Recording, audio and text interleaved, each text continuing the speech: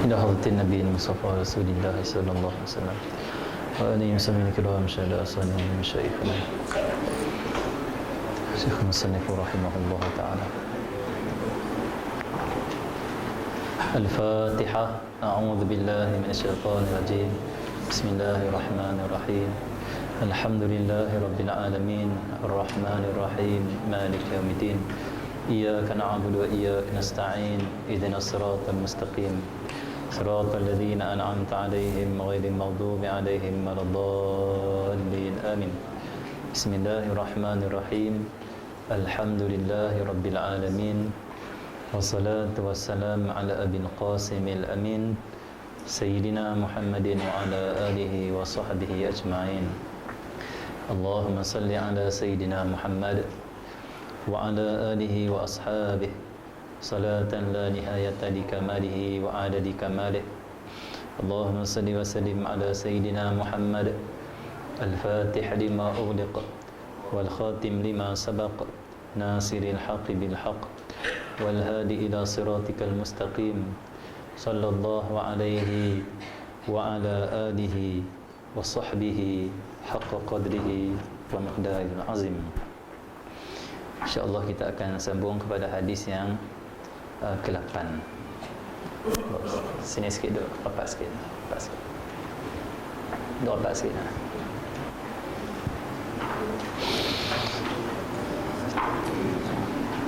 A'udzu billahi minasyaitonir rajim. Bismillahirrahmanirrahim. Allahumma shalli ala Muhammad. Hadis yang ke-8. Bismillahirrahmanirrahim. Qala al-mu'allif rahimahullah ta'ala wa nafa'na bi'ulumihi wa barakatihi amin. Bismillahirrahmanirrahim.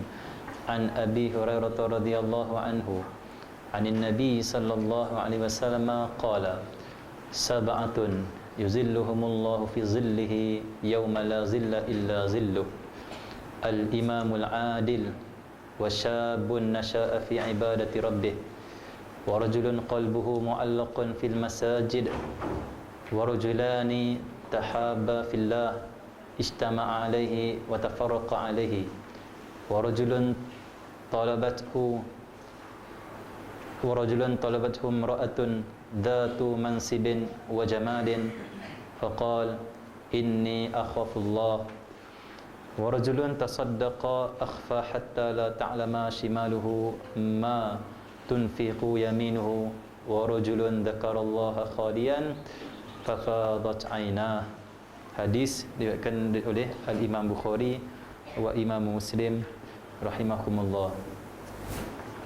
Maksudnya daripada Abu Hurairah radhiyallahu taala anhu. Allahumma salli ala Muhammad. Kata Sayyidina Abu Hurairah radhiyallahu taala anhu, tujuh golongan yang akan mendapat naungan Allah pada hari di mana tidak ada naungan melainkan naungannya. Disebut di sini sab'atun yuzilluhumullahu fi zillihi. Zillihi itu naungannya. Apa maksud naungan Allah? Allah SWT. Maksud naungan Allah SWT Muhammad disebut oleh Imamul Hadis Al-Hafiz Ibnu Abdul Bar Allah SWT Muhammad. Ini seorang ulama hadis. Katanya Allah SWT dia mentakwilkan zillihi, mentakwilkan makna naungannya itu dengan takwilan rahmatnya. Takwil. Kerana takut ada orang faham naungan Allah maksud dia bayang Allah. Allah tak ada bayang, makhluk ada bayang. Allah tak sama dengan makhluk. Laisa kamitslihi syai'un wa huwas sami'un basir, kata Allah.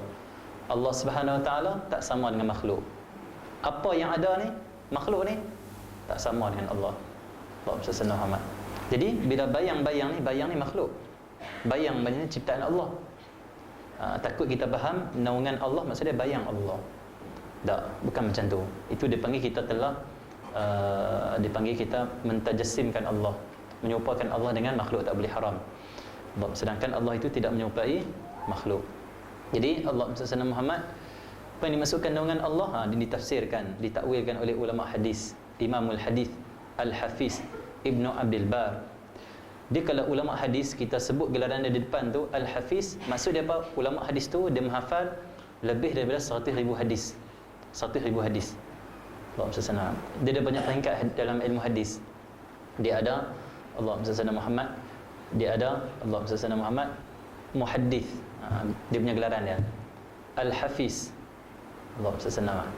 Ada lagi Amiril Mukminin fil Hadis, Allahumma salli ala. Dia kalau Amiril Mukminin fil Hadis itu dah menghafaz sebanyak 1 juta hadis. Imam Ahmad bin Hanbal 1 juta hadis. Al-Imam Ibnul Mubarak 1 juta hadis. Itu di antara ulama-ulama yang pernah menghafal sehinggakan 1 juta hadis Nabi SAW.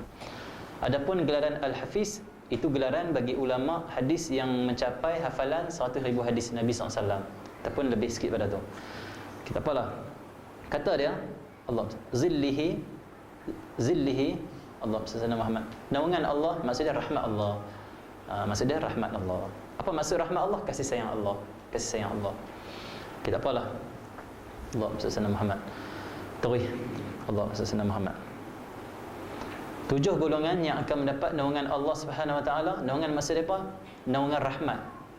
Naungan rahmat, teduhan rahmat. Itu maksud dia. Allah sallallahu. Apa maksud naungan rahmat? Allah maksud apa? Maksud dia dinaungi dengan rahmat. Maksud dia apa? Orang yang 7 golongan ni mereka tak kena panas mahsyar. Mahsyar matahari dekat dengan kepala kita. Panas sungguh. Sehingga keadaan waktu tu kata Nabi Muhammad SAW dalam hadis yang sahih, kata Rasulullah, semua manusia waktu tu akan tenggelam dalam peluh masing-masing. Ada orang peluh dia di buku lali, di lutut, ada orang di pinggang, ada orang atas lagi, atas sampai nak menenggelamkan dia. Kata Rasulullah, mengikut kadar dosa masing-masing. Kalau kita banyak buat dosa masa hidup, seksa kita nanti di mahsyar. Mahsyar tu bukan neraka Allah. Neraka tu berpuluh-puluh kali ganda lebih dahsyat daripada mahsyar. Tapi nak sebut apa? Mahsyar tu sendiri dia ada azab dia. Azab dia. Allah. Di antara azab mahsyar panah. Tak pakai satu pakaian pun kita. Lepas tu Allah SWT kita akan tenggelam dalam peluh masing-masing. Peluh masing-masing. Tak apalah. Jadi Allah SWT mudah-mudahan kita semua Allah selamatkan kita daripada tenggelam dalam peluh kita. Untuk siksaan yang kita tak mahu. Allah SWT Muhammad. Okey, 7 golongan yang akan mendapat naungan Allah. Mereka yang dapat teduhan rahmat Allah Subhanahu Wa Taala. Tak kena panah teriknya, panahnya, siksanya mahsyar. 7 golongan. 7 golongan yang akan mendapat naungan Allah pada hari di mana tidak ada naungan melainkan naungannya sahaja, iaitu penguasa yang adil. Allah SWT. Di dunia Allah SWT, kalau ada seorang tu tak mau tolong kita, kita boleh minta tolong orang lain. Kalau orang tu tak mau bagi kita tumpang rumah dia untuk berteduh, untuk rehat, rumah orang lain ada. Di mahsyar Allah Subhanahu Wa Taala, mahsyar milik Allah. Hakikatnya semua milik Allah. Tapi nak sebut apa? Nabi kata di hari itu tidak ada naungan, la zilla illa zilluhu. Tidak ada naungan melainkan naungan Allah. Di dunia boleh kita minta tolong orang tu, tolong orang tu, tolong orang tu. Allah SWT. Kalau di akhirat, Allah SWT Muhammad, kita semua perlu pada Allah. Termasuk orang kafir. Orang kafir pun termasuk mereka merayu kepada Allah supaya ditolong. Allah SWT. Mereka suruh mereka ni disebut oleh Allah sebagai mereka ni hamba Allah. Misal kita syukur jadi orang beriman, orang Islam, kerana orang beriman, orang Islam, kita Allah SWT orang yang tunduk pada Allah. Al-Islam, Allah SWT. Islam tu apa? Al-istislam wal-inqiyad, kata ulama. Ta'rif Islam. Apa maksud dia? Penyerahan dan patuh. Serah dan patuh. Itu kan makna Islam. Al-istislam wal-inqiyad. Itu makna Islam. Apa makna Islam? Kalau orang tanya kita, Islam tu makna dia apa? Mudah saja. Penyerahan, menyerahkan diri kita pada Allah. Allah SWT. Patuh, tunduk pada Allah Subhanahu, tunduk pada agama Allah Subhanahu Wa Taala. Terus Allah SWT. Penguasa yang adil. Yang pertama sekali yang tak kena panah mahsyar, dinaungi rahmat Allah, teduh elok saja nanti, tak siksa di mahsyar. Yang pertama, pemimpin yang adil. Al-imam. Imam tu siapa? Pemimpin. Al-imamul adil. Pemimpin yang adil.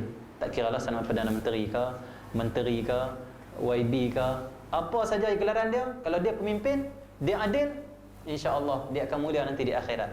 Kenapa? Tak kena siksa panasnya mahsyar Allah Subhanahu Wa Taala. Okey. Apalah. Terus pemuda yang hidupnya penuh dengan ibadah kepada Tuhannya. Ni golongan kedua.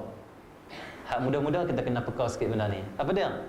Nabi kata golongan kedua yang tak kena panah mahsyar, tak kena siksa mahsyar dalam naungan Allah. Siapa? Pemuda syabun nasha'a fi ibadati rabbih.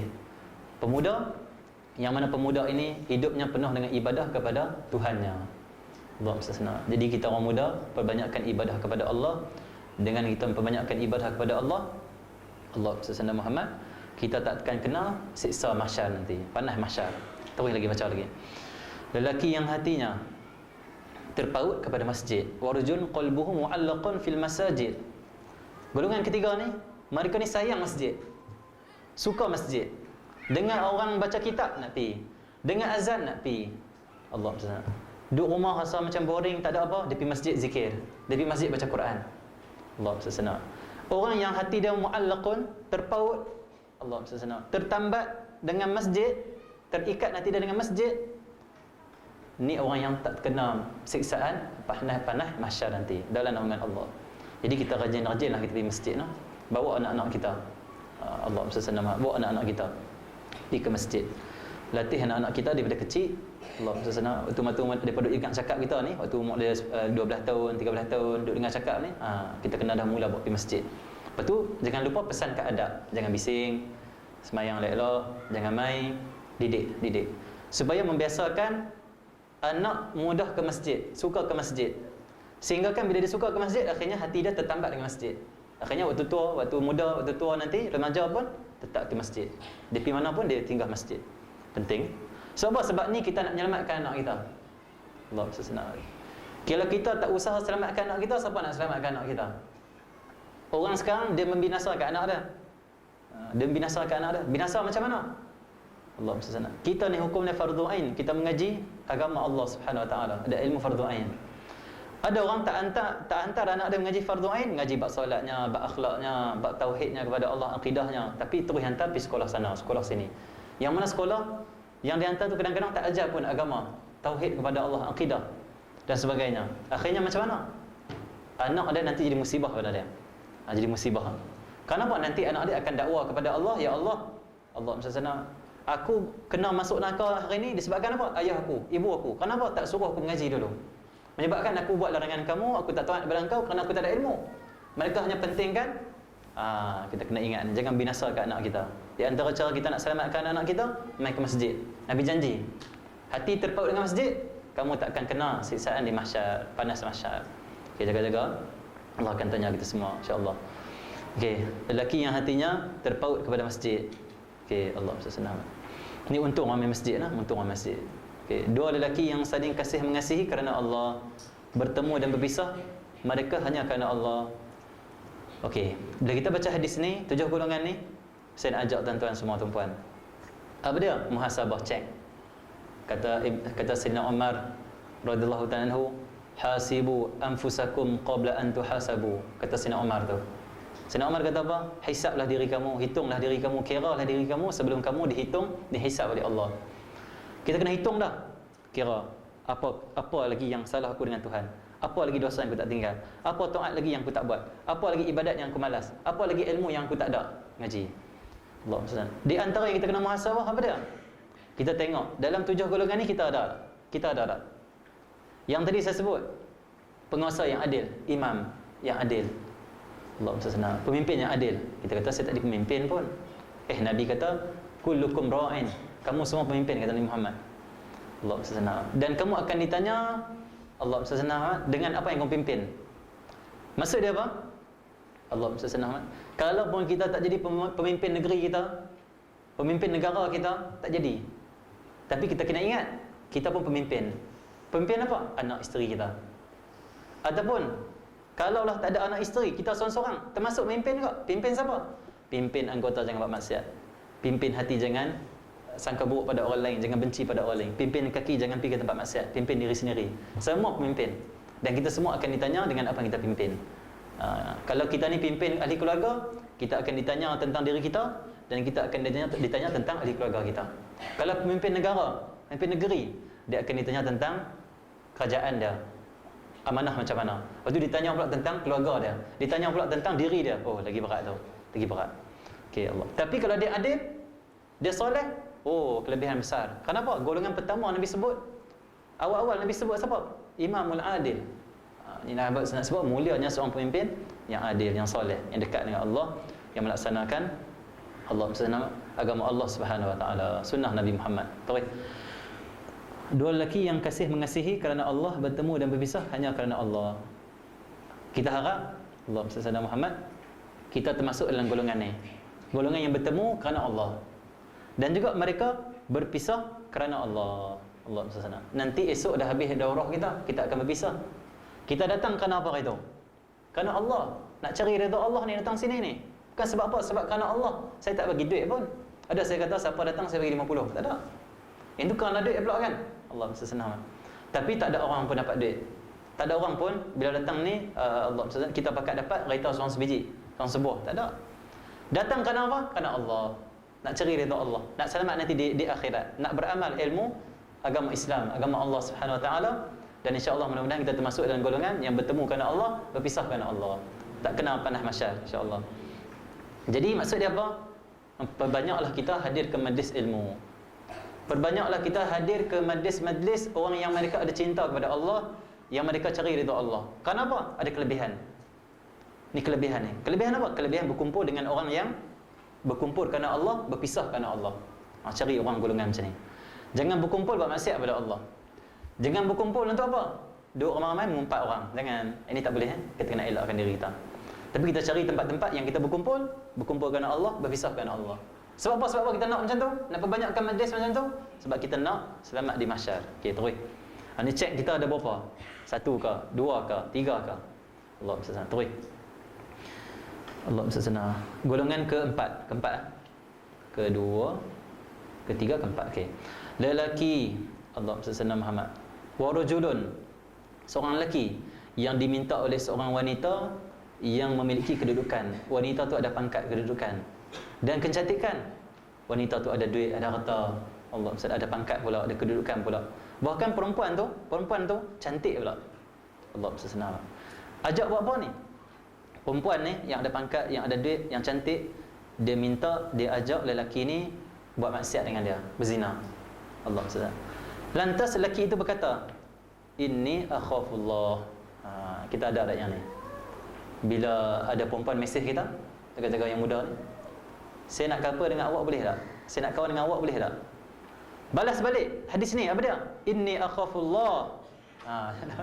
Nak gelak. Ya betul ya? Allah SWT. Nak gelak pula. Allah SWT. Ni hadis ni, hafal hadis ni. Sebab Nabi kata, seorang lelaki diajak buat maksiat, perempuan ajak dia buat maksiat. Yang perempuan tu bagi duit dekat dia, upah kat dia. Cantik pula, jomlah buat maksiat dengan saya. Dia mesej kita keluar sekali. Tapi laki tu kata Rasulullah, yang selamat nanti tak kena panah mahsyar. Nabi kata laki tu dia kata apa? Inni akhafullah. Sungguhnya aku ini takut pada Allah. Maksud dia kena amal. Tapi orang sekarang macam mana? Banyak yang bila perempuan mesej dia tanya terus, awak nama apa? Tak apa. Awak di mana? Awak sekolah mana? Awak umur berapa? Dia mula dah. Rumah awak duduk Nusa Putera ke? Duduk Putera Belana? Nak pergi jumpa dah. Sebenarnya bila perempuan hantar mesej ke kita macam mana? Inni akhafullah. Abang terus. Jangan gelak betul ya. Okey, Allah SWT. Abang betul terus. Tak pun buat voice message dah. Inni akhafullah. Abang ni qala Rasulullah sallam wa rajulun talabathu baca yang tu hadis, no? An Abi Hurairah radhiyallahu anhu anin Nabi sallallahu. Perempuan tu kalau dengar takut terus, mungkin bertaubat terus, mungkin mati terus. Okey. Okey, susah nak cari lelaki macam ni ya? Susah nak cari lelaki macam ni. Okey. Tapi kalau kita boleh jadi seorang lelaki, seorang pemuda ataupun seorang lelaki walaupun tak muda dah berumur, kalau diajak zina, diajak maksiat, diajak keluar sekali, Allah SWT, kalau boleh kita jadilah orang macam ni. Sabar. Orang yang bila diajak, dia kata aku takut pada Allah, aku tak nak. Maksud dia menolak permintaan perempuan yang nak ajak dia buat maksiat kepada Allah Subhanahu Wa Taala. Satu hari seorang ulama dia buat ibadat kepada Allah. Dicerita oleh para ulama. Semayang ibadat, akhirnya ada seorang ni, orang tempat dia dengki dekat ahli ibadat ni, dengki. Allah SWT. Bila dengki ni, depa upah pelacur. Upah pelacur supaya pi rumah ahli ibadat ni, ulama ni, untuk apa? Ajak dia zina. Waktu mana pelacur ni dapat upah, dia pun pi. Allah SWT.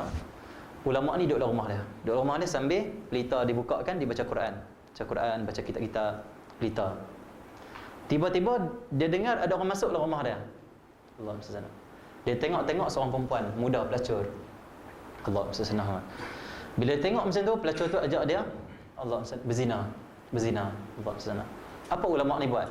Dia tunduk pandangan dia, dia ambil pelita tu, dia macam ni. Dia bakar tangan dia. Sehingga kan jatuh kulit-kulit lemak-lemak situ. Sambil dia menangis. Waktu tu pelacur ni tengok, terus pengsan. Kenapa? Allah terkejut dengan perbuatan ulama ni. Allah. Nak sebut apa? Ni ulama ni dia tahan nafsu dia. Maksud dia macam ni. Ingat, ni api dunia, kamu telah habis kulit-kulit kamu terbakar. Ni bau api dunia. Kalau kamu terima ajakan pelacur ni, kamu akan terima api di akhirat. Sedangkan api di akhirat, kata Nabi Muhammad, api di akhirat di dalam neraka Allah 70 kali ganda lebih panas daripada api dunia. Ni baru sikit api, baru pelita. Pengsan perempuan tu. Akhirnya perempuan tu bertaubat pada Allah Subhanahu wa ta'ala. Allah SWT. Apalah. Ini nak sebut apanya? Ini pentingnya kita ada perasaan takut pada Allah. Perasaan takut pada Allah. Kata Imam Ghazali rahimahullahu ta'ala dalam kitab Minhajul Abidin, kata Imam Ghazali, perasaan takut pada Allah sangat penting. Karena perasaan takut pada Allah, dia akan menyebabkan kamu dapat 3 manfaat. Manfaat yang besar. Manfaat banyak. Tiga saja yang besar. Yang pertama, kata Imam Ghazali, kalaulah kamu itu ada perasaan takut pada Allah dan Allah kurniakan pada kamu perasaan takut pada Allah, yang pertama sekali, Allah SWT, dia akan menyebabkan kamu semangat untuk beribadah kepada Allah. Siapa dalam hati dia ada rasa takut pada Allah, dia akan menyebabkan diri dia semangat nak buat ibadat. Sebab apa? Sebab Allah SWT, bila duduk saja orang azan, Allah SWT, dia bangun. Bangun buat apa? Nak tunai solat. Kalau dia tak bangun tunai solat, dia rasa takut. Kalau aku tak solat, kalau aku mati sekali macam mana? Solatlah. Perasaan takut pada Allah, dia penyebab kita ada kekuatan untuk buat ibadat. Itu satu kelebihan. Yang kedua, jadi orang yang malas buat ibadah, tak mau buat ibadah, lari pada ketaatan pada Allah, sebenarnya masalah hati dia. Masalah hati dia, bukan masalah masjid, bukan masalah surau. Semua masjid surau sama saja. Allah, tak boleh kita salahkan masjid. Ada orang disalahkan masjid, disalahkan kitab, disalahkan kawan-kawan, dia salahkan imam, dia salahkan AJK, dia salahkan. Tak perlu salahkan. Kamu salahkan hati kamu. Salahkan sifat buruk yang ada dalam diri kamu. Kenapa? Kamu tak ada takut pada Allah. Hati kamu kosong daripada takut pada Allah, menyebabkan kamu tak nak datang ke masjid, tak nak menunaikan solat, tak nak mengaji. Tapi kalau kamu ada takut pada Allah, Allah SWT Muhammad, pasti kamu tak berani nak buat maksiat pada Allah, dan pasti kamu akan semangat untuk taat pada Allah. Yang pertama, kita akan ada semangat untuk mentaati Allah. Disebut juga oleh Imam Ghazali, takut pada Allah itu seumpama cemeti pemukul. Takut pada Allah ni, perasaan takut pada Allah itu adalah cemeti pemukul yang memukul nafsu kita. Contoh, umpamanya seorang yang dia naik kedai. Dia naik kedai, tolak kedai tu tak jalan. Tak jalan. Tapi dia kena ambil pukul kedai tu jalan. Perasaan takut pada Allah, kata ulama, dia umpama pemukul yang kita pukul binatang tu supaya dia jalan. Maksud dia apa? Bila kita rasa kita takut pada Allah, waktu tu badan kita akan bergerak untuk buat ibadat. Nafsu kita akan bergerak. Nafsu kita tak berani. Kenapa? Kita duk fikir neraka macam ni, siksaan Allah macam ni, fikir-fikir timbul takut. Bila timbul takut, tak berani nak tinggal ibadat. Itu kelebihan. Yang kedua, kata Imam Ghazali, kelebihan besar. Yang kedua, kata Imam Ghazali, kamu akan terselamat daripada maksiat. Macam tadi kita sebut, ini akhafullah, Allah SWT Muhammad. Yang kedua, kamu terselamat daripada maksiat. Penting perasaan takut pada Allah, sampai Nabi sendiri minta dalam doa, Allahumma qsim lana min khasyatika ma tahulu bihi bainana wa baina ma'siyatik. Doa Nabi Muhammad tu. Dalam Quran, kita buka Quran, belakang tu kat doa khatam tu ada doa tu. Doa Nabi minta, ya Allah, kurniakan aku, bagi pada aku perasaan takut pada Engkau, supaya di antara aku dengan engkau ni tak ada buat dosa dan sebagainya. Sedangkan Nabi Muhammad tu maksum. Maksud dia apa? Nabi nak ajak umat. Ajar apa? Wahai umat, doalah supaya Allah bagi kepada kamu perasaan takut pada Allah. Penting. Allah SWT Muhammad. Kenapa? Tanpa rasa takut pada Allah tak boleh nak buat ibadat, tak boleh. Dia jadi malas. Jadi macam nantilah, pencen lah. Kalau dia takut pada Allah, tak tunggu pencen. Kenapa? Takut mati. Takut waktu dia buat kerja duk lalai tu mati. Bila mati, macam mana nasib dia nanti di akhirat. Dia teringat akhirat, kalau mati sekarang, nasib masa di akhirat. Tu. Takut pada Allah penting, minta lah pada Allah. Perasaan takut pada Allah ni siapa bagi? Allah lah bagi. Tapi Tak cukup dengan doa. Kena macam mana? Banyakkan selawat, banyakkan zikir, banyakkan baca Quran, banyak hadir majlis ilmu. Yang terakhir kata ulama, cara nak dapat takut pada Allah, kamu bersahabat, rapat, duduk, khidmat kepada orang yang disebut orang yang dia takut pada Allah. Siapa? Innama yakhsyallaha min ibadihil ulama. Hanya sahaja yang takut kepada Allah pada kalangan hamba-Nya, kata Allah, ulama, orang berilmu dan mengamalkan ilmu dia. Dengar ulama datang, pi. Dengar di situ ada orang soleh, pi. Khidmat, tolong dia, mengaji dengan dia, suhbah dengan dia, bersahabat dengan dia. Supaya apa? Supaya perasaan takut pada Allah yang ada dalam hati dia tu masuk dalam hati kita. Syekh Umar Khatib hafizallahu taala, seorang ulama daripada Yaman, masa dia datang ke tempat kami, dia kata, kamu ni, dia kata, carilah waktu walaupun sebentar duduk dengan ulama ataupun orang soleh. Kerana dia kata siapa yang duduk dengan orang soleh ataupun ulama ataupun kekasih Allah, para wali Allah, maka waktu tu, masa duduk tu sekali tu, apa yang ada dalam hati seorang awliya tu, seorang ulama tu, akan mengalir dalam hati kita. Terpancar, pindah masuk sikit dalam hati kita. Contoh, Allah senang, di tempat kami ada seorang ulama yang dah tua dah, alim sungguh, orang banyak ibadat pada Allah Subhanahu Wa Taala, banyak bersalawat kepada Nabi Muhammad, banyak ajar kitab dan sebagainya. Tua dah. Dia ni terkenal dengan seorang yang bila dia bagi nasihat memang bergegar hati kita, masuk asal. Satu hari ada beberapa orang pemuda musafir di rumah Tunggu Haji Ayub, Pak Suyuk ni, Tunggu Haji Ayub. Pi tu hari tu bila duduk dengan Tunggu Haji Ayub ni, Tunggu Haji Ayub cerita apa? Cerita tentang akhirat. Ingat, dia kata, kita jangan seronok sangat. Ingat sama kita ni bukan hidup dunia saja, akhirat kita akan jumpa dengan Tuhan. Akhirat macam mana kalau kita tak buat ibadat, tak mengaji, Allah, kita tak kenal Tuhan macam mana? Ingat, neraka tu tunggu kita tu, duk ada sedia oleh Allah Subhanahu Wa Taala. Takut pada Allah. Dia cakap biasa saja. Tapi orang yang duduk depan dia semua teriak. Dia pun teriak. Nak sebut apanya? Mengalir tu. Dia ada perasaan tu. Bila mereka duduk, mereka dengar kalam dia, dia pun terkesan. Allah. Padahal tak pernah pun rasa macam tu waktu duduk rumah, waktu duduk atas motor, duduk atas kereta. Tapi bila pergi jumpa kekasih Allah, para ulama, tiba-tiba dengar kalam mereka ataupun tengok wajah, tidak. Allah. Dia akan rasa Allah bersedia. Jadi pentingnya kita duduk dengan, banyakkan duduk dengan para ulama dan kekasih Allah Subhanahu Wa Taala untuk apa? Mewarisi apa yang duduk dalam hati mereka tu, kita nak pindah. Allah bagi. Kita nak bila kita duduk dengan mereka, Allah turunkan rahmat, keberkatan. Mudah-mudahan apa yang Allah bagi pada para wali, para kekasih Allah, Allah bagi juga pada kita. Itu harapan kita. Macam para sahabat Nabi Muhammad. Para sahabat Nabi Muhammad banyak yang takut pada Allah. Boleh katakan semua takut pada Allah, kasih pada Allah, rindu pada Allah, banyak beribadah pada Allah. Allah SWT. Malu, perasaan malu mereka pada Allah, ketinggian iman mereka dengan Allah. Sebab apa tu? Sebab duduk dengan Nabi Muhammad. Sebab duduk dengan Nabi Muhammad.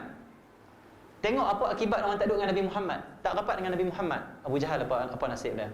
Abu Lahab apa nasib dia? Tak ada apa dalam hati dia. Keimanan pun tak dapat. Kenapa? Jauhkan Nabi Muhammad, menentang Nabi Muhammad. Menentang Nabi Muhammad SAW. Maksud dia apa? Kalau kita menentang ulama kekasih Allah, para ulama kekasih Allah dan sebagainya, kita tak dapat nak merasai Allah. Macam mana zaman Rasulullah, Abu Jahalnya, Abu Lahabnya, pokok munafikin yang benci pada Nabi Muhammad, tak mau khidmat pada Rasulullah, tak mau duduk dengan Rasulullah, tak mau suhbah dengan Rasulullah. Akhirnya macam mana? Tengok nasib mereka apa nasib Abu Jahal, apa dan sebagainya. Tapi para sahabat Nabi Muhammad sampai sekarang mereka mulia, orang sebut nama mereka. Sayyidina Umarnya, Sayyidina Osmannya dan sahabat-sahabat yang lain. Kenapa? Tu hasil mereka duduk dengan Nabi Muhammad, duduk dengan Nabi Muhammad SAW. Okey. Kita nak duduk dengan Rasulullah tak boleh lah. Allah. Zaman kita zaman umat akhir zaman. Allah SWT. Tapi Nabi tak tinggalkan kita macam tu saja.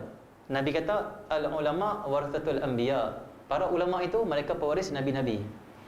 Walaupun tak pernah jumpa dengan Nabi Muhammad, tapi jangan pula kita tak jumpa dengan pewaris Nabi Muhammad. Pewaris Nabi Muhammad semua mewarisi apa yang dibawa oleh Nabi Muhammad. Ilmunya, akhlaknya, perasaan-perasaan dengan Tuhannya. Kena duduk untuk mewarisi. Suhbah dia panggil. Min qalbin ila qalbin, kata ulama. Daripada hati ke hati. Sebab tu bila kita duduk untuk guru dengan para ulama dan sebagainya, kita nak dua benda ulama, dua benda. Yang pertama aqwal, yang kedua ahwal. Tulis. Tulis. Dua perkara kita nak daripada dada-dada para ulama. Kita dalam majlis mereka khidmat dua kita nak dua benda kita nak. Ni pun sahabat Nabi pun mereka dapat dua ni juga. Apa dia? Yang pertama aqwal. Yang kedua ahwal. Aqwal dan juga ahwal. Allah SWT. Kalau tak sempat tulis tengok, nanti kita boleh salin balik. Aqwal itu kata-kata. Mewarisi apa yang dikata oleh Rasulullah. Nabi menyampaikan Quran, Nabi menyampaikan hadis, Nabi menyampaikan hukum. Yang ni para sahabat mewarisi. Hafal, mereka tulis dan sebagainya. Dia mewarisi aqwal Nabi Muhammad. Kata-kata Nabi Muhammad.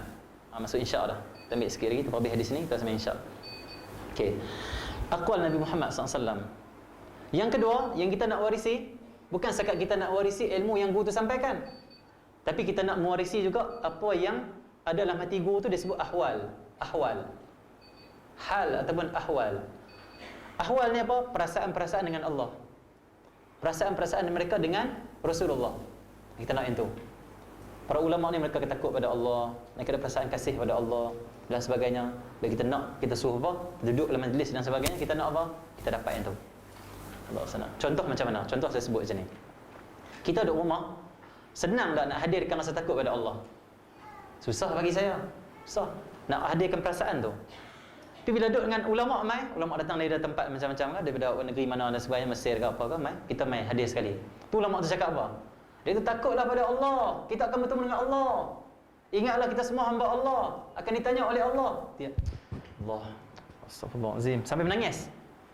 Tapi kalau duduk di rumah, baca buku ataupun fikir tentang macam tu, tak hadir pun. Sebab apa? Tak ada switch nak on. Tak ada current nak sambung. Tak ada. Ni kalau tak ada current ni, dia mana boleh nyala ni? Jangan tengok itu, yang tu bukan saya yang tu. Saya sini. Okey, Allah SWT. Jadi dia tak boleh nak terpancar tu. Jadi kita kena on hati kita dengan apa? Pergi duduk dengan orang-orang yang mereka menjadi penjana, dia current. Penjana elektrik siapa? Para ulama. Kekasih Allah. Duduk dengan apa? Terus. Dia berkata ingatlah Nabi Muhammad, kita kena kasih pada Nabi Muhammad. Sebut tentang Nabi Muhammad, kita pun teringat kepada Rasulullah. Sebab apa? Sebab hati mereka ada. Mereka boleh bagi. Bila ada, mereka bagi. Tapi bukan mereka duduk berkeluar bagi macam tu. Imam ambil sikit. Bukan yang tu tak. Maksudnya bila kita duduk dengan mereka yang ada perasaan macam tu, Allah yang bagi pada kita. Melalui hati mereka, Allah bagi. Maksudnya apa? Asbab ulama, asbab orang yang kasih pada Allah, Allah bagi juga pada kita. Penting tu, penting. Sebab tu dalam kita pengajian hadis, pentingnya duduk lama dengan tok guru, sohbah dengan tok guru. Al-Imam Bukhari rahimahullahu taala, dia ambil hadis daripada perawi hadis yang mana Allah dia pilih perawi yang duduk dengan guru dia lama, kuat ingatan dan duduk dengan guru lama. Adapun Imam Muslim, dia ambil hadis daripada perawi yang merawikan, yang perawi itu duduk dengan tok guru dia lama. Allah SWT. Tapi walaupun dia kurang ingat, tapi syarat dia kena duduk dengan tok guru lama. Tu menjadi syarat tu siqah ataupun sahih satu hadis tu. Tu dia panggil Tariq Imam Bukhari. Kita mengaji ilmu hadis jumpa. Sebab apa Imam Bukhari letak hadis tu dalam kitab dia? Sebab di antara syarat-syarat dia ambil daripada seorang perawi, seorang yang hafal hadis tu, dia ambil perawi tu, dia tengok perawi tu macam mana. Kalau perawi tu kuat ingatan, okey, ada satu syarat. Yang kedua, Imam Bukhari tengok dulu, dia duduk dengan tok guru dia lama tak? Kalau dia duduk mengaji dengan tok guru dia 30 tahun, 20 tahun, 40 tahun, 35 tahun, okey, Imam Bukhari ambil. Maksudnya hadis dia ni hadis yang kuat. Ambil letak dia. Adapun Imam Muslim Allah syaratnya kurang ketat sikit. Kalau dia kurang ingatan, tapi kena ada satu syarat lagi. Kurang ingatan tak apa lagi, tapi dia kena duduk lama dengan tok guru. Duduk lama dengan tok guru tu penyebab siqahnya seorang perawi hadis. Nampak penting duduk dengan tok guru? Nampak? Penting. Allah SWT. Jadi tak apalah. Nak sebut kemuliaan duduk dengan para ulama. Allah SWT. Kita semua ada guru masing-masing. Saya pun ada guru saya. Allah SWT. Saya pun mengaji lagi. Jadi kita azamlah, selagi guru kita hidup ni kita mengaji. Kita nak warisi satu sampai penuh ni dada kita. Kalau Allah beri peluang nanti masa depan kita ada kebolehan untuk sampaikan pula. Sampaikan pula. Okey, kita nak mewarisi akhlak dia panggil, sifat-sifat mulia. Aqwal wal ahwal. Terus. Nak main insya dulu. Apa hadis ni? Kau nak terus direct terus. Sembahyang dulu. Sembahyang dulu. Okey. Kita berhenti kat situ dulu.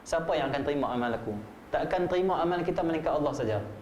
Tak ada manusia boleh terima amal kita, ibadah kita melainkan Allah. Kalau Allah Ta'ala nak cari Tuhan mana? Tak ada Tuhan selain Allah. Qul huwallahu ahad. Katakanlah Allah itu esa.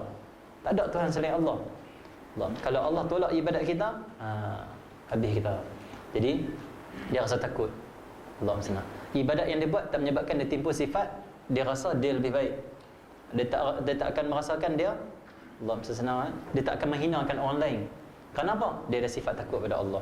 Dia takut kalau aku hina orang lain, aku sekarang ibadat. Aku takut kalau aku hina orang lain, aku takut Allah cabut kelebihan yang dia bagi ni. Boleh ibadah, boleh mengaji, takut. Orang yang takut pada Allah sentiasa hati dia merendah diri. Itu selamat dari sifat-sifat yang menyebabkan Allah benci, sombong, ego dan sebagainya. Itu 3 benda yang dia akan dapat. Terus kita sambung. Lelaki yang bersedekah dalam keadaan sehingga tangan kirinya tidak mengetahui apa yang diinfakkan oleh tangan kanannya. Golongan yang Allah Muhammad ke-6 ni, golongan yang seorang lelaki atau perempuan termasuk Allah bila dia sedekah, Allah Muhammad, tangan kiri tak tahu. Apa maksud tangan kiri tak tahu? Maksud dia ikhlas. Sedekah dengan ikhlas. Dia sedekah bukan untuk orang tahu kata dia pemurah, bukan. Kalau orang tahu kata dia pemurah, alhamdulillah lah, terpulanglah pada orang. Tapi untuk dia buat pengumuman, untuk dia sedekah tunjuk-tunjuk ke orang, itu dah. Dia sedekah walaupun orang tak tengok, dia sedekah.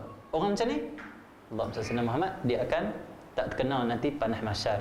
Dalam hadis yang lain kata Rasulullah SAW dalam kitab Musnad Imam Ahmad, dan kitab hadis Musnad Imam Ahmad, dan satu hadis Nabi SAW yang disebut di situ, Allah Muhammad, sedekah yang kita sedekahkan nanti dia akan Allah menjadi naungan juga. Dia akan meneduhkan kita daripada panah mahsyar nanti. Sedekah kita tu, sedekah yang kita sedekahkan di dunia, dia akan menyebabkan pahala sedekah tu meneduhkan kita nanti. Dia akan jadi payung, teduh kita nanti tak kena panah mahsyar. Itu sedekah. Itu manfaat sedekah. Itu dah hadis yang lain. Kita kait dengan hadis yang lain. Sebab di antara hadis dengan hadis dia banyak kaitan. Dengan ayat Qurannya, dengan hadisnya. Bisa tak ambil seluruh. Kalau nak ambil semua memang banyak. Kita ambil satu yang penting sikit-sikit. No? Itu hadis. Apalah? Terus. Jadi kita perbanyakkanlah bersedekah. Rajin-rajinlah kita bersedekah. Kenapa? Menyelamatkan kita. Menyelamatkan kita. Setengah orang dia nak sedekah, dia fikir nak menyelamatkan orang. Tak, sebenarnya kita sedekah menyelamatkan kita. Orang tu tak apalah, Allah beri rezeki pada dia. Kalau pun kita tak selamatkan dia, orang lain boleh selamatkan dia. Yang penting ni kita sedekah untuk apa? Selamatkan diri kita daripada neraka Allah Subhanahu Wa Taala. Allah Subhanahu. Kita apalah terus. Allah Subhanahu kata Allah, qu anfusakum wa ahlikum nara. Peliharalah diri kamu dan juga ahli keluarga kamu dari ada api neraka. Macam mana tu? Banyak sedekah. InsyaAllah tak terkena api neraka Allah Subhanahu Wa Taala, dan kita amalkan yang disebut golongan-golongan ni. Terus. Golongan terakhir yang ketujuh ni, ini penting sekali ni, penting. Apa dia? Seorang lelaki yang berzikir. Termasuk perempuan, termasuk perempuan. Seorang lelaki yang berzikir atau perempuan berzikir kepada Allah ketika bersorangan, duduk seorang-seorang berzikir kepada Allah. Sehingga kata Nabi Muhammad SAW, fafadat aynah, sehingga mengalir air mata daripada kedua matanya. Seorang lelaki ataupun seorang manusia, seorang Islam, seorang beriman, lelaki atau perempuan, apa amal dia menyebabkan dia tak terkena mahsyar, panah mahsyar? Dia duduk seorang-seorang di rumah, dalam bilik ataupun di masjid, dia mai awal ke masjid, dia mai awal ke surau, orang tak datang lagi, dia buka mat tasbih. Allah Subhanahu. Dia buat apa? Astaghfirullahalazim, astaghfirullahalazim, astaghfirullahalazim. Tu nangis. Teringat dosa dia banyak. Teringat Allah, dia pernah buat maksiat pada Allah. Teringat dia ni selalu lemah ikut nafsu, lemah dengan nafsu. Dia minta tolong Allah, ya Allah, astagfirullahalazim. Nangis. Perbanyakkan kita amal dengan amal ni. Ini kita mampu buat ni. Apa dia? Duduk seorang-seorang berzikir, ingat Allah sampai kita menangis. Allah Muhammad. Nabi sebut dalam hadis yang lain, Allah Subhanahu Wa Taala benci al-qalbun qasi. Qalbun qasi Allah benci. Maksud qalbun qasi, hati keras. Siapa yang hati dia keras, dibenci oleh Allah. Itu Nabi sebut dalam hadis tu. Allah Muhammad. Hati keras Allah benci. Apa tanda hati keras? Orang nasihat dia tak dengar. Orang nasihat tak dengar. Orang beri pengajaran, dia buat tak peduli. Dan tanda hati keras yang kedua, bila dia berzikir, bila menyebut nama Allah, dia solat dan sebagainya, tak menyebabkan hati dia hidup, tak menyebabkan hati dia lembut sehingga menangis. Tak. Allah SWT. Kalau berzikir sambil tengok orang, la ilaha illallah, la ilaha illallah, nanti kita keras, la ilaha illallah. Oh, apa dia tu? Goyang kuat sangat tu. La ilaha illallah, tengok orang. Sambil tak tengok luang tak? Makan buat tahu ni, la ilaha illallah, la ilaha illallah, la ilaha. Hati keras. Hati lembut kalau dengar la ilaha illallah, la dia Allah, dia macam tu. Rasa nak menangis. Allah. Kadang-kadang menangis terus. Yang lebih penting macam mana ni? Kita duduk seorang-seorang ingat Allah sampai kita menangis. Okey, ni saya nak bagi cara amal untuk kita ambil ni, fadilat ni. Apa dia? Tuan-tuan kalau boleh balik malam ni, esok ke ataupun buat sadu, apa dia? Lepas sembahyang, Allah SWT, kalau boleh duduk dalam bilik. Ataupun lepas sembahyang jangan balik lagi, duduk di masjid, duduk penjuru-penjuru. Buat apa? Keluarkan tasbih.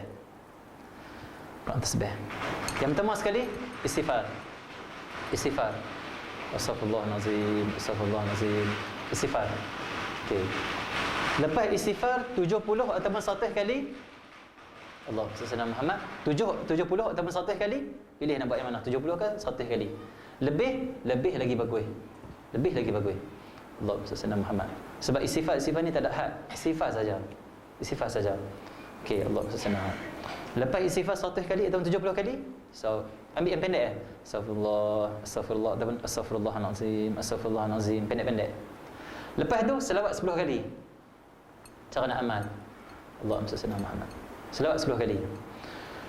Okey, selawat apa pun tak apalah, terpulang pada kita. Selawat pendek ke panjang ke, terpulanglah. Allahumma salli. Dan Allahumma salli. Zikir la ilaha illallah 100 kali. Duk la ilaha illallah. Jangan cepat-cepat. Tenang-tenang. Sambil menghayati makna tu.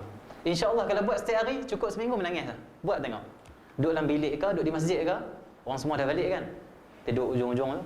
Tapi kena ada kesungguhan hati lah. Kena ada hati yang ikhlas lah. Kena ada kesedaran lah. Untuk apa? Sedar apa? Aku ni Allah cipta untuk apa? Untuk aku kenal dia. Aku ni satu hari nak bertemu dengan Allah. Kalau aku pulang dunia saja, nanti macam mana aku nanti di akhirat? Allah Muhammad. Allah ni, Allah Muhammad, dia bukan peduli kita, jawatan kita, pangkat kita, keturunan kita. Tak ada amal soleh.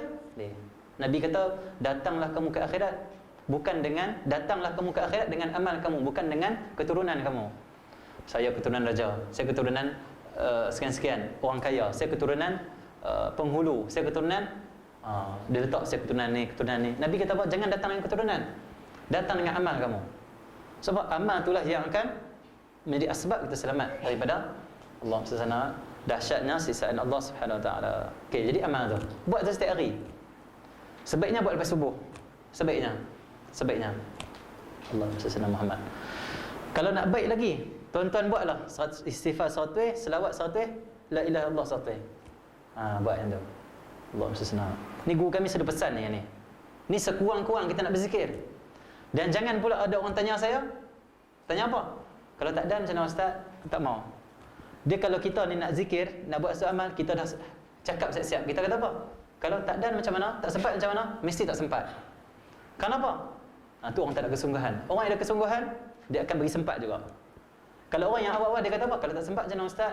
Kalau saya jenis saya buatlah Tuhan pun malas dah. So orang tu memang jenis tak ada kesungguhan. Bayangkanlah kita ni hamba Allah, kita makan rezeki Allah, yang kita ada ni iman Islam Allah bagi. Tapi nak ingat Allah kita tak cari waktu. Benda lain kita boleh ingat, tapi waktu nak ingat Allah tak ada masa. Ni pelik ni, hamba Allah tapi tak ada masa untuk ingat Allah. Pelik ni. Cari masa. Kita hamba Allah, Allah cipta kita. Allah Muhammad. Allah beri rezeki pada kita, Allah bagi nikmat pada kita. Cari masa dengan Allah Subhanahu Wa Taala.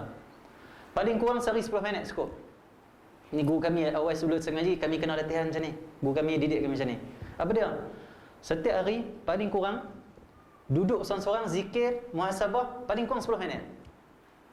Mula-mula kita nak buat payah. 10 minit terasa lama. Tapi terus juga buat la ilaha illallah, la ilaha illallah, menghayati makna dan sebagainya. Dan kita kena rasa pula, rasa apa? Dah datangkan satu perasaan apa? Kalaulah tak kerana Allah bagi aku ni berzikir, aku takkan berzikir mengingati Allah. Nikmatnya. Kita zikir sambil kita rasa apa? Kita boleh zikir pun Allah yang bagi. Kurniaan dia panggil. Kita memang kena usaha dulu. Bila kita dapat, dia panggil apa? Kurniaan Allah. Bila kita zikir macam tu, kita akan zikir dengan penuh penghayatan, khusyuk. Allah. Sebab apa? Sebab bahkan kita akan rasa ringan untuk khusyuk. Kenapa? Ni Allah yang bagi. Allah Maha mendengar zikir aku. Allah melihat hati aku. Allah melihat perbuatan aku. Kita tak perlu nak la ilaha illallah, la ilaha illallah. Awaklah tak payahnya nak hadir hati ni. Dia payah nak hadir hati ingat Allah SWT. Salah cara. Caranya senang saja. Sebelum zikir tu ingat dulu, aku boleh zikir ni Allah yang bagi. Dan setiap zikir aku Allah Maha mendengar, Allah Maha melihat. Akhirnya kita zikir dengan penuh penghayatan sampai menangis. Seminggu kadang tak menangis lagi, buat 2 minggu, buat 3 minggu, buat. Dia kalau 100 itu kita rasa dah sedap, tambah lagi 100 lagi, 200, 300, buat. Allah SWT. Paling baik lepas subuh. Tak boleh lepas subuh, lepas zuhur ke, lepas asar ke, lepas maghrib ke, lepas isyak ke, waktu duha, waktu tahajud dan sebagainya, buat. Amal sesungguh. Lepas kita zikir tu, ambil Quran pula. Kalau ada masa Quran, tengok makna-makna, baca. Ada masa lagi, Allah SWT Muhammad. Belum masuk asar lagi, kita buat lepas zuhur kan? Tak masuk asar lagi, sembahyang pula sunat tasbih. Sunat tasbih pula, sembahyang sunat taubat pula. Buat amal. Selagi mana ada masa buat. Takut nanti tak ada masa.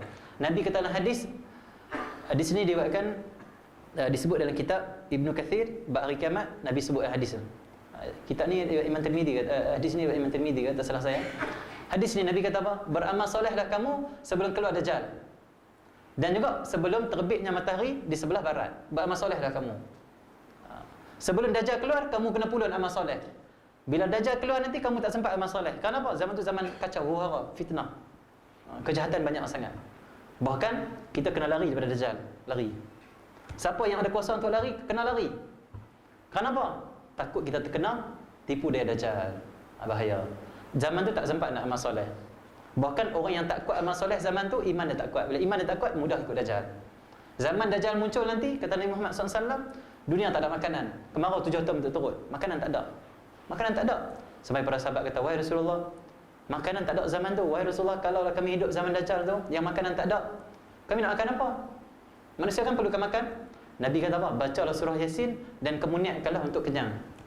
Baca surah Yasin. Sebab Nabi sebut dalam hadis yang lain, Yasin mengikut apa yang kamu niat. Kamu ada hajat, baca surah Yasin. Dia ikut kita niat apa. Sebelum baca Bismillahirrahmanirrahim, Yasin, sebelum tu niat dulu. Ya Allah, pemudahkanlah urusan aku. Ya Allah, bagilah lulus aku dalam Paisa. Ya Allah, bagilah aku ni mudah dalam kerja buat aku dan sebagainya. Baru baca Yasin. Dia ikut kita niat. Zaman Dajjal pegang Quran, masa makanan tak ada tu. Makanan ada tapi Dajjal bawa. Siapa yang nak makanan kena ikut Dajjal, kafir dia. Kafir, dia akan jadi kafir kalau ikut Dajjal. Caranya tak ada lain melainkan Nabi kata baca Yasin, niat untuk kenyang. Dan orang beriman dia akan kenyang waktu tu. Kenyang dengan zikir, kenyang dengan membaca surah Yasin, niat. Jadi saya pesan siap, nanti kalau Dajjal muncul, mungkin saya tak ada nak main sini kan? Contohlah kan. Tapi tak tahu, saya tak tahu Dajjal muncul bila. Contoh saja. Pesan siap. Nanti kalau makanan dah tak ada dan sebagainya, baca surah Yasin, niat. Niat lah. Okey, terus. Allah SWT. Jadi kita amal lah. Kita kalau boleh kita duduk seorang-seorang bagi ayat mata ni keluar. Menangis kerana takut pada Allah Subhanahu Wa Taala. Nabi sebut dalam hadis yang lain, Allah SWT, mata yang keluar air mata ini menangis kerana Allah nanti tak akan terkena api neraka. Maksud dia apa? Orang yang pernah menangis kerana Allah nanti dia tak akan kena api neraka Allah Subhanahu Wa Taala. Api neraka tak akan bakar dia. Air mata tu menjadi sebab selamat daripada bakaran api neraka Allah. Itu hadis lain. Penting menangis kerana Allah. Terus hadis ke-9. Bismillahirrahmanirrahim. Ni kita boleh laju dah. Ni semua disyarah dia tak panjang. Bismillahirrahmanirrahim. An Abi Hurairah radhiyallahu anhu qala Rasulullah sallallahu alaihi wasallam, innallaha yaqulu yaumal qiyamah. Bila saya sebut sallallahu alaihi wasallam, kena pakai ramai-ramai kita buat sebut. Itu sebab apa? Sebab Nabi sebut ke sahabat. Hadis lain. Nabi kata apa? Tahukah kamu siapa itu bakhil? Orang bakhil ni kamu tahu tak siapa? Sahabat kata, wahai Rasulullah, orang bakhil tu orang yang tak mau infak harta dia. Kedekut harta. Nabi kata tak. Orang bakhil itu adalah orang yang apabila disebutkan nama aku di sisinya, dia dengar nama aku disebut, tapi dia tak berselawat pada aku. Orang tu orang bakhil, kata Nabi Muhammad. Jangan kita ni disebut oleh Rasulullah bakhil, jangan. Satu hari Nabi Muhammad SAW naik mimbar. Nabi naik mimbar. Mimbar Rasulullah ada 3 tangga. 1, 2, 3, tu Nabi naik khutbah. Nabi naik pijak yang pertama, Nabi kata amin. Yang kedua, amin. Yang ketiga, amin. Habis khutbah, sahabat tanya, "Wahai Rasulullah, kenapa kamu amin tiga kali? Amin untuk apa tu?" Nabi kata, "Tadi masa aku naik mimbar tadi, malaikat Jibril mai ungkapkan doa, mai sebut doa. Doa apa? Allah senang, rugilah, ataupun celakalah bagi orang yang apabila disebut nama Nabi Muhammad di sisi dia tak berselawat pada engkau, wahai Rasulullah." Nabi kata apa? Amin. Jaga-jaga doa Rasulullah. Dan yang doa kedua, Allah, celakalah, rugilah orang yang apabila duduk dalam bulan Ramadan dah habis tapi dia belum mendapat keampunan Allah. Dalam Ramadan sibuk beli belah, dalam Ramadan sibuk berniaga, dalam Ramadan sibuk dengan hal-hal yang sia-sia, tak buat ibadah pada Allah, tak puasa lagi teruk. Ada yang tak puasa lah. Orang macam ni apa? Rugi dah dunia dan akhirat. Yang ketiga, Nabi kata rugilah, Jibril kata rugilah, celakalah bagi orang yang dia ada mak ayah dia masih hidup lagi tapi dia tak berkhidmat, mensia-siakan mak ayah. Mak ayah ada tapi hantar rumah orang tua, mak ayah ada tapi hantar hidup dengan orang lain, mak ayah ada tapi tak ziarah, tak tolong, tak bagi duit, tak khidmat. Jaga, kamu celaka. Siapa doa? Nabi Muhammad. Rugi kita, rugi ataupun celaka. Okay. Nabi sebut tiga-tiga tu semua amin. Amin, amin, amin. Maksud dia apa? Allah kabul. Jaga. Dia dengar nama Nabi Muhammad, sebut Allah sallallahu alaihi wasallam. Tu. Jaga-jaga bahaya. Jaga. Ya, kena sebut. Bismillahirrahmanirrahim. An Abi Hurairah radhiyallahu anhu qala Rasulullah sallallahu alaihi wasallam. Macam tu. Ngaji hadis macam tu berusyuk. Innallaha yaqulu yaumal qiyamah ainal mutahabbuna bi jalali al-yawma uzilluhum fi zilli yawma la zilla illa zilli. Maksudnya daripada Sayyidina Abu Hurairah radhiyallahu ta'ala anhu berkata, telah bersabda Rasulullah sallallahu alaihi wasallam, sesungguhnya Allah Ta'ala berfirman pada hari kiamat. Hari kiamat nanti. Apa dia? Allah kata, di manakah mereka yang saling kasih mengasihi kerana keagungan aku? Hari ini aku akan menaungi mereka di bawah naunganku. Allah, itu kita sebut dah tadi, naungan rahmat, supaya dia teduh, tak kena panas mahsyar. Adalah hari yang tiada naungan. Hari ini adalah hari yang tiada naungan melainkan naunganku sahaja. Allah SWT. Hadis ini kata ulama, Allah bukan bermaksud Allah tak tahu. Bila Allah tanya macam ni, di manakah mereka yang saling kasih mengasihi kerana keagunganku, kerana aku? Mana ada orang dulu di dunia mereka kasih mengasihani sama mereka kerana aku? Mana ada apa? Kata ulama, ini bukan bermakna kata Allah itu tak tahu, kata orang yang kasih sama mereka kerana Allah tak tahu. Tapi diumumkan macam ni sebab apa? Sebab Allah nak muliakan mereka di perhimpunan yang agung. Maksud dia apa? Bila Allah sebut macam tu, orang semua akan nak tengok siapa tu. Diseru dia orang yang Allah nak bagi naungan. Hebat orang ni. Maksud dia apa? Allah tahu dah. Allah tanya bukan maksud dia Allah tak tahu. Cuma Allah buat macam tu sebab apa? Sebab nak muliakan hamba-hamba dia yang di dunia mereka hidup, mereka saling kasih mengasihani sama mereka. Mereka tak berpecah, mereka bersatu. Ini Islam yang sebenar. Islam ni kasih sayang. Bukan Islam ni kita suka sana pecah. Jangan. Kita macam mana kita orang Islam. Selagi mana kita ucap syahadah, kita solat 5 waktu, kita orang Islam. Jadi kalau kita orang Islam, jangan elakkan daripada pecah. Elakkan perbezaan pendapat. Cari yang kita untuk bersatu. Yang cari khilaf banyak sangat. Bila khilaf, pecah. Nabi kata, syaitan tu dia gagal untuk membuatkan kamu itu kufur pada Tuhan, syirik. Syaitan gagal. Susah nak syirikkan umat Nabi Muhammad. Kerana Rasulullah kata, aku tinggalkan agama ini telah kukuh, kuat dah akidah. Sampai Rasulullah kata dalam hadis yang lain, riwayat Muslim, dalam Sahih Muslim, Nabi kata, aku tak takut umat aku syirik. Yang aku takut umat aku dibukakan pada mereka dunia. Mereka gila dunia. Mereka puluh dengan dunia. Bila puluh dengan dunia, kasih pada dunia, akhirnya syirik pun dia jadi, bunuh pun jadi, ambil hak orang pun jadi. Dunia tu bahaya. Dunia tu punca segala kejahatan. Nabi kata, Nabi tak takut syirik berlaku pada umat. Kenapa? Nabi kata, aku dah tinggal agama ni, dah lengkap sempurna, kuat akidah. Allah SWT Muhammad. Dan syaitan, dia tak boleh nak pedaya umat Nabi Muhammad ni. Kebanyakan umat setengah tu yang tak mengaji, yang terjatuh dalam syirik, itu lain lah. Itu lain. Allah SWT pergi dekat bukit, atas bukit nak buat apa? Tarik duit, panggil jin tolong. Tu tak boleh pergi lah kat mereka, dia tak ngaji. Tapi kalau jumpa mereka, beritahu kat mereka. Tak boleh, Nabi larang tu, Allah larang. Duit kau, apakah rezeki dari Allah? Tak perlu kau minta kat jin. Mintalah kat Allah. Jin bukan boleh bagi apa pun. Itu syirik lah tu. Yang tu tak ngaji tu. Tapi bagi orang beriman yang mengaji ni, kita ni alhamdulillah, insya-Allah tak syirik kepada Allah Subhanahu Wa Taala. Dan kita pun tahu syirik tu benda yang sangat buruk. Okey. Tapi kata Nabi Muhammad SAW, syaitan akan buat kamu bertengkar. Syaitan susah nak beritahu ni syirik, nak beritahu sembah berhala, nak beritahu sembah selain Allah. Syaitan payah nak buat begitu. Kenapa? Umat Nabi Muhammad ramai ulama. Ulama ni ramai duduk dengan umat Nabi Muhammad. Jaga umat Nabi Muhammad ni, ulama jaga umat. Supaya umat tak terpesong. Syaitan putus asa. Apa yang syaitan buat? Syaitan bagi kita semua bertengkar sama kita. Tengkar sebab khilaf kadang kecil-kecil saja. Kadang bertengkar sebab beza pendapat sikit. Jangan cari persamaan, jangan cari perbezaan. Kita akan bertengkar. Okey, cari bersatu, bukan untuk kita berpecah. Kata orang Melayu, pepatah Melayu, bersatu kita roboh. Macam mana? Imam? Bersatu kita teguh, bercerai kita roboh. Okey ya. Jaga. Dan mudah-mudahan nanti kita semua bersatu, dan mudah-mudahan kita semua orang yang Allah SWT duduk dalam penuh kasih sayang dan juga dalam Allah penuh hormat menghormati dan akhlak Islam, insya-Allah. Okey. Allah SWT. Terus. Kata tak masyaallah ustaz, ada syarah panjang juga. Hei, Allah SWT. Terus ya. Allah SWT. Terus. Okey, jadi maksud dia apa? Allah nak umum, nak beritahu kata mereka ni mulia. Terus hadis ke-7. Hadis ke-10. Bismillahirrahmanirrahim. An Mu'adz bin Jabal qala sami'tu Rasulullah sallallahu alaihi wasallam yaqulu qala Allah azza wa jalla al-mutahabbuna fi jalali lahum. Sadar? Allah saya tengok syarah dah. Allah senang. Betul. Okey, Allah senang. Qala Allah azza wa jalla al-mutahabbuna fi jalali lahum manabiru min nurin yaghbituhumun nabiyyuna wasyuhada. Betul tak? Ya, okey.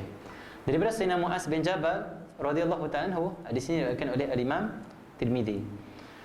Allah Taala kata Sayyidina Mu'adz bin Jabal, aku telah mendengar Rasulullah sallallahu alaihi wasallam bersabda, Allah Taala berfirman,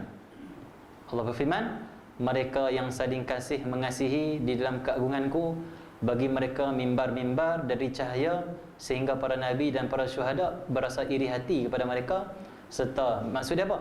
Mereka menginginkan keadaan yang sedemikian. Maksud dia apa? Dalam hadis ni Nabi SAW sebut, Allah SWT Muhammad, dalam hadis kursi, ni hadis kursi, Allah sebut, Allah SWT Muhammad, mereka yang mengasihi kerana aku, kita kasih Nabi Muhammad kerana Allah, Nabi Muhammad kasih kita kerana Allah, kita kasih pada sahabat Nabi Muhammad, kita kasih pada para ulama, kita kasih pada mak ayah kerana Allah, kita kasih kepada orang Nusa Putera kerana Allah, kita kasih pada orang Puchong kerana Allah, kita kasih pada orang Selangor, orang umat Islam dan sebagainya lah, kerana Allah. Kasih kerana Allah ni, dia akan penyebab Allah SWT, kita akan diberi oleh Allah Subhanahu Wa Taala duduk di atas mimbar. Allah SWT. Mimbar tu dibuat daripada cahaya. Mimbar tu bercahaya. Ni di mana ni? Mahsyar juga. Cerita mahsyar juga ni. Allah SWT. Di mahsyar, orang yang duduk di dunia saling kasih mengasihani sama mereka, mereka tak cari perpecahan, mereka cari penyatuan. Allah SWT. Mereka tak bertengkar, tak bergaduh. Mereka hormat menghormati, kasih cinta mencintai. Mereka ni kelebihan mereka. Nanti di mahsyar mereka duduk atas mimbar. Mimbar itu dibuat daripada cahaya. Maksudnya bercahaya sungguh mimbar tu. Allah SWT. Maksudnya mereka dapat tempat yang sangat elok. Allah SWT Muhammad. Bahkan waktu tu bila penduduk dengar elok, jangan sembang. Waktu mana penduduk mahsyar tengok mereka, orang yang duduk atas mimbar, yang mimbar itu penuh dengan cahaya, Allah SWT, mereka akan dicemburui. Orang akan cemburu. Ish, bagusnya daripada dapat kelebihan. Dia duduk kat mimbar yang bercahaya. Ish, mulianya mereka ni. Allah SWT. Sehingga kan dicemburui oleh para nabi, para syuhada. Allah SWT. Hadis ni perlu bersyarah juga. Kata ulama, hadis ni bukan bermaksud kata Allah SWT mereka ini lebih tinggi martabat mereka daripada para nabi, para rasul dah. Ini menunjukkan apa? Betapa mulianya nikmat yang mereka dapat daripada Allah. Menyebabkan para nabi, para rasul pun akan lihat, dia akan rasa cemburu. Kenapa? Para nabi, para rasul dan para syuhada, mereka pun kalau boleh, mereka pun nak semua apa yang Allah SWT, jenis mulia-mulia ataupun kelebihan-kelebihan di mahsyar. Tapi semua dapat bahagian masing-masing. Orang ni dapat macam ni, orang ni dapat macam ni, orang ni dapat macam ni. Allah SWT. Itu dipanggil apa? Ini dipanggil kemuliaan-kemuliaan, golongan-golongan nanti yang dibangkit di mahsyar nanti. Maksud dia apa? Mahsyar ni bukan sekat kita berkumpul, diri perkara ramai? Tak. Ada orang yang kenderaan, ada orang yang duduk atas mimbar, ada orang yang duduk di bawah teduh, ada orang yang macam-macam keadaan. Ada orang yang berjalan dengan muka, ada orang yang Nabi kata kat sahabat, Nabi kata apa? Orang kafir nanti bangun daripada kubur menuju mahsyar jalan dengan muka mereka. Jalan dengan muka. Sahabat tanya, ni hadis ni dalam kitab Sahih Muslim. Sahabat tanya, wahai Rasulullah, macam mana tu orang kafir boleh jalan dengan muka? Pelik tu. Nabi kata tak pelik. Sebagaimana dulu di dunia Allah jadikan mereka berjalan dengan kaki, dan Allah berkuasa juga di akhirat untuk bagi mereka berjalan dengan muka. Siapa bagi kita jalan dengan kaki? Allah lah. Allah yang bagi. Boleh tak